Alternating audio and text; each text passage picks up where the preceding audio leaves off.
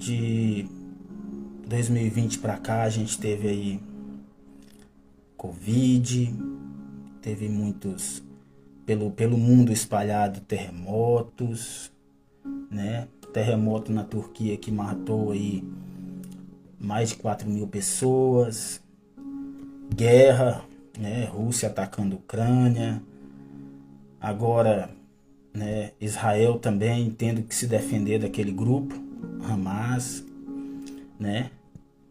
Ô John, Pai do Senhor Jesus, John. E, irmãos, quantas coisas estão acontecendo e de maneira tão rápida, ano a ano, mês a mês, é terremotos, é desastres, são guerras e rumores de guerra.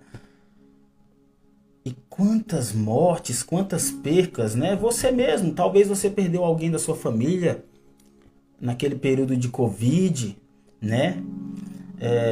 Eu também perdi da minha família.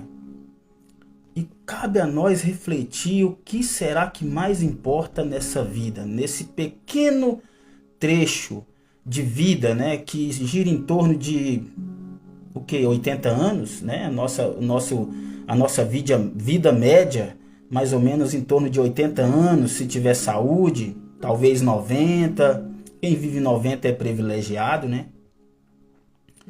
Eu quero trazer uma reflexão hoje para nós, né, que eu tenho refletido sobre isso, e o Senhor me deu uma palavra há mais ou menos 9 anos atrás, quando eu retornei para o caminho. Quando eu falo retornei para o caminho, retornei para Cristo, porque Ele mesmo fala, eu sou o caminho, a verdade e a vida. Então Ele é o caminho, né?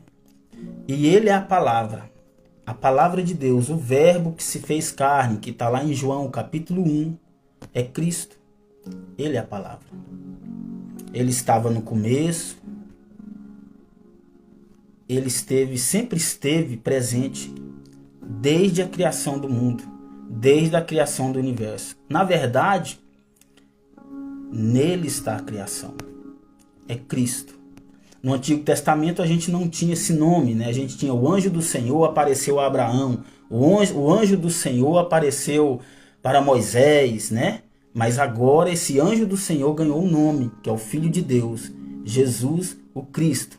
Quando diz lá em Gênesis, façamos o homem à nossa imagem e semelhança, está lá, façamos no plural. Deus Pai, Deus Filho, Jesus, Espírito Santo, talvez anjos. Então essa é a reflexão que eu quero trazer para nós, o que mais importa para a nossa vida. Eu quero ler aqui em Eclesiastes. E dentro dessa reflexão eu quero te perguntar quanto custa o seu tempo ou quanto custa o nosso tempo. Salomão fala aqui em Eclesiastes capítulo 1, a partir do versículo 4. Gerações vêm, gerações vão, mas a terra permanece a mesma. O sol nasce, o sol se põe, e se apressa em voltar ao lugar de onde nasce novamente. O vento sopra para o sul, depois vira para o norte, dá voltas e mais voltas e acaba no seu ponto de partida. Todos os rios vão para o mar, e mesmo assim o mar nunca se enche, assim que sempre corram para lá, tornam a correr para lá. Todas as coisas resultam em canseira, ninguém consegue explicá-las.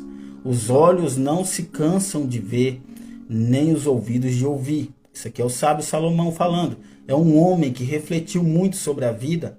E durante o tempo que ele pisou, que ele ficou aqui na terra, ele observou tudo.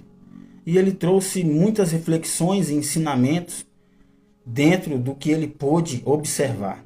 Capítulo 9, versículo 9. O que foi será? O que se fez se fará novamente. Não há nada novo debaixo do sol. Presta atenção no que ele diz aqui. Gerações vêm, gerações vão, a terra permanece a mesma, no versículo 4. Aí no versículo 5 ele diz, o sol nasce, o sol se põe, e se apressa em voltar ao lugar de onde nasce novamente. Presta atenção que ele está dizendo o quê? Que tudo nessa terra é repetitivo.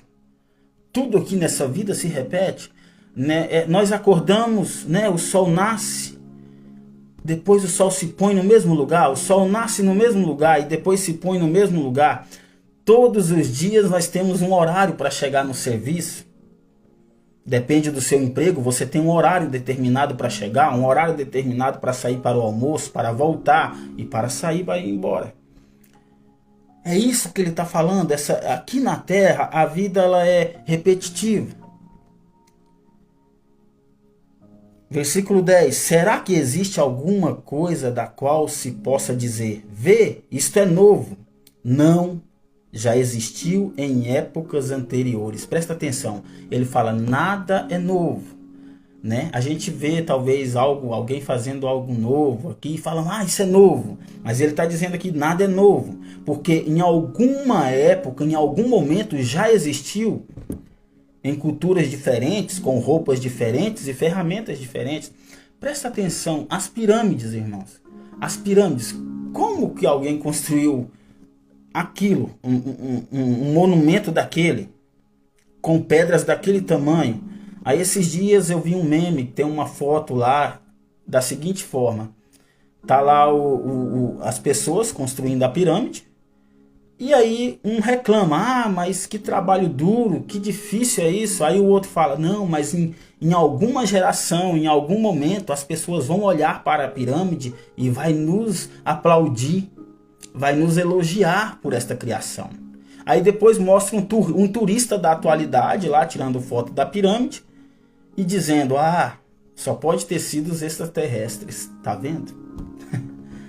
Que incrível, né? Muitos hoje acham que são os extraterrestres. E não são, somos homens. Porque foi feito a imagem e semelhança de Deus. Nós temos uma capacidade imedível. É por isso que as coisas evoluem. É por isso que a cada dia a tecnologia ela se supera. Porque o homem ele vai evoluindo e ele vai evoluir enquanto existir. Porque fomos feitos o que? A imagem e semelhança de Deus. Presta atenção numa coisa.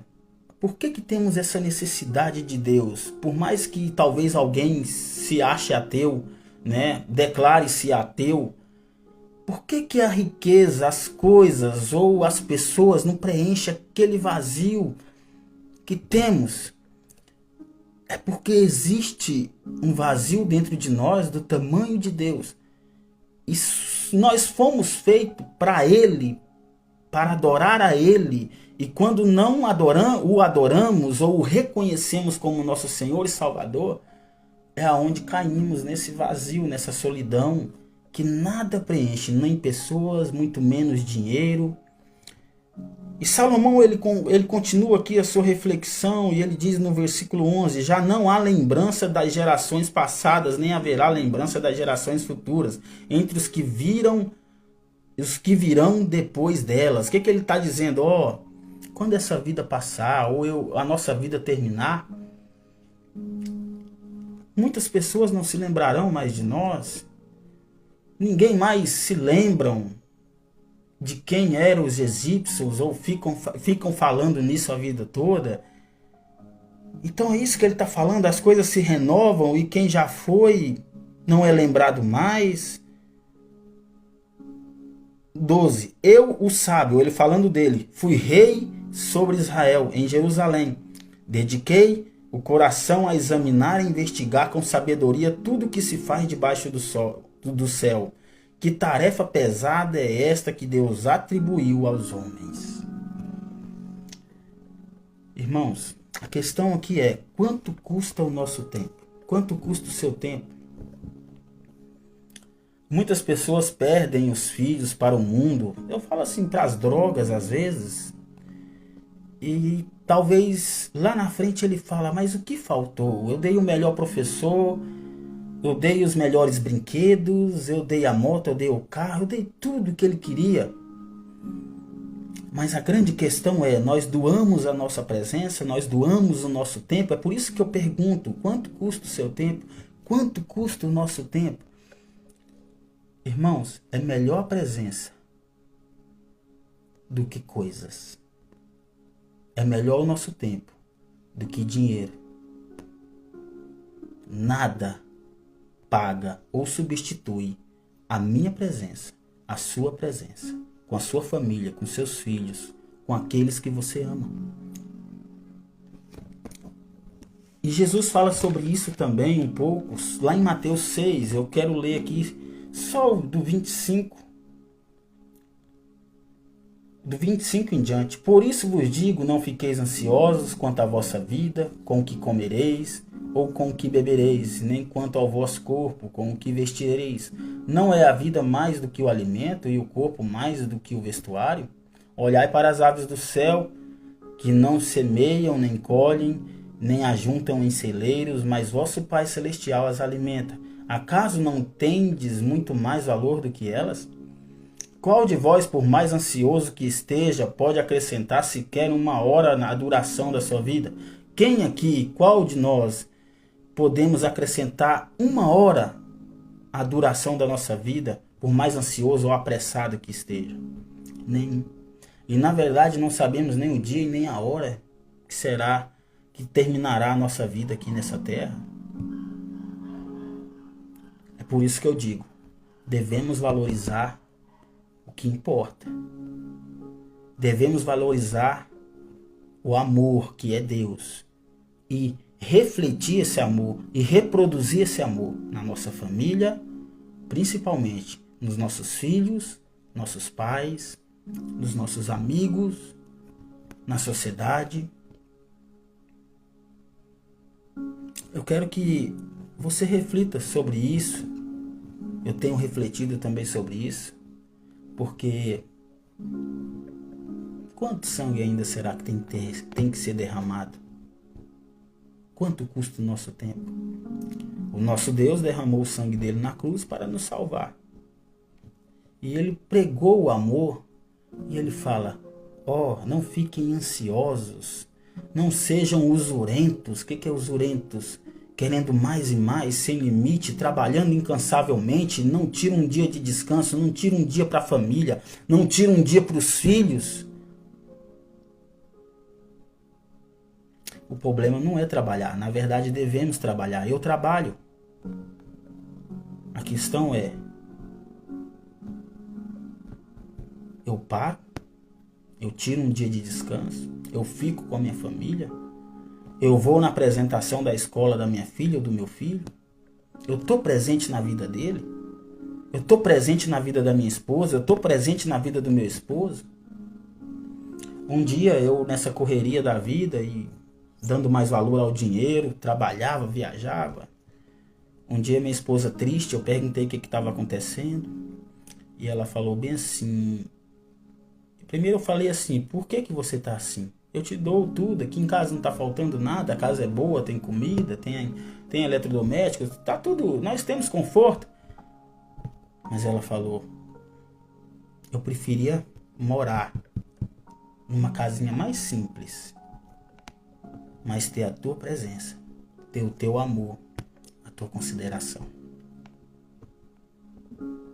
Irmãos, pessoal, coisas, dinheiro, nada disso vamos levar quando dessa terra nós partirmos. A única coisa que vamos levar são memórias. É o amor que doamos. Reflita sobre essa questão. Jesus contou uma parábola de um homem que num determinado ano ele plantou e colheu muito. Ele colheu tanto que o celeiro dele, o depósito que ele tinha, não cabia a colheita que ele tinha feito. E ele fala bem assim, vou construir um celeiro maior. Ele derrubou aquele celeiro pequeno, construiu um maior, guardou tudo que ele tinha colhido e falou, agora eu vou descansar e desfrutar de tudo que eu tenho. Vou ficar um tempo descansando. Aí Jesus falou bem assim no final, mal sabia ele que naquela noite ele partiria. Deus o chamaria. O que Jesus quer nos ensinar com isso? Não guarde muita coisa, não. Se você pode ajudar, ajuda. Se você pode ofertar, oferte. Ajude o próximo. Ame o próximo. E aqui no capítulo 6, se você ler aqui a partir do versículo 19 até o versículo 34, você vai ver que Jesus dá todas as recomendações para não entrarmos em depressão. O que ele diz? Seja feliz nas coisas simples. E ele ainda fala, nem Salomão se vestiu como os lírios do campo. Então o que ele quer dizer? Seja feliz com o que você tem. Seja feliz com o que você é hoje. Com a família que você tem. Porque o dia de amanhã não sabemos. Então, não é a questão eu pensar assim, quando eu ter eu vou ser feliz, quando eu ser eu vou ser feliz, quando eu tiver eu vou ser feliz. Não. É ser feliz agora, com o que você tem. Essa é a felicidade. Ser grato. Agradece que cresce, agradece que multiplica. Você acordou? Agradece. Você tem uma bicicleta? Agradece. Se você anda de a pé? Agradece, você tem 2 pernas. Tem arroz e feijão? Agradece. Jesus já te deixou passar fome? Acredito que não. Que nunca deve ter faltado alimento. É o que ele está falando. Se eu cuido das aves do céu, que dirá vocês que são feitos à minha imagem e semelhança, e são meus filhos. Então ame enquanto é tempo. Faça as mudanças necessárias para 2024. Ame os que estão próximos de você, porque o mandamento é: ame a Deus acima de tudo, com todas as suas forças, com todo o seu entendimento, e ao próximo como se fosse você mesmo. Próximo é quem está longe? Não, próximo é quem está perto. É sua esposa, seus filhos, sua família. Ame, ame e ame. Essa é a minha recomendação. Por quê? Afinal de contas, o que importa é o amor. O apóstolo Paulo fala lá em 1 Coríntios, capítulo 13, versículo 13. Agora me resta a fé, a esperança e o amor, mas o maior delas é o amor. Por quê? O amor é Deus e o amor é eterno. Que Deus te abençoe em Cristo Jesus. Até a próxima.